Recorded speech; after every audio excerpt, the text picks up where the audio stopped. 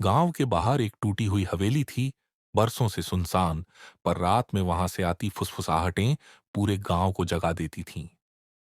कहा जाता था कि उस हवेली में कभी एक स्त्री रहती थी, भैरवी, जिसे गांव वालों ने चुड़ैल कहकर जिंदा जला दिया था। कहते हैं मरते समय उसने सिर्फ एक वाक्य कहा था, मेरी देह जल सकती है पर मेरा श्राप नहीं।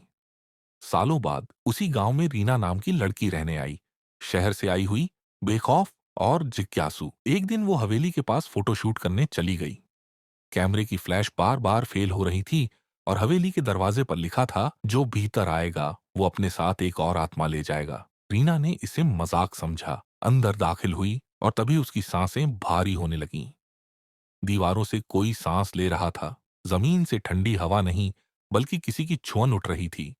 अचानक उसे लगा कोई उसके पीछे खड़ा है। उसने मुड़कर देखा, वहां वही चुड़ैल थी, आधी राख आधी परछाई जैसी। भैरवी की आंखें रीना में समा गईं।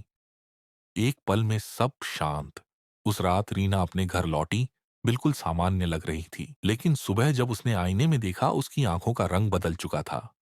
वही गहरा काला रंग जो भैरवी की आंखों में था। अगले कुछ दिनों में रीना गांव की और लड़कियों से अजीब बातें करने लगी।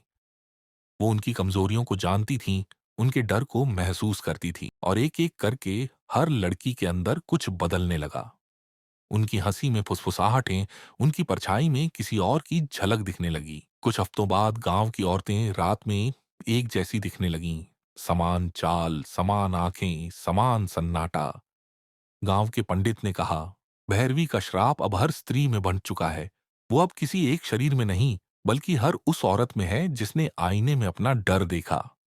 आज तक उस हवेली का दरवाजा बंद है, लेकिन हर पूर्णिमा की रात जब हवा ठंडी होती है और दिए अपने आप बुझ जाते हैं, तो किसी लड़की की हंसी गूंजती है और कहा जाता है, वो हंसी किसी की नहीं, भैरवी की है, जो अब हर लड़की के शरीर में है।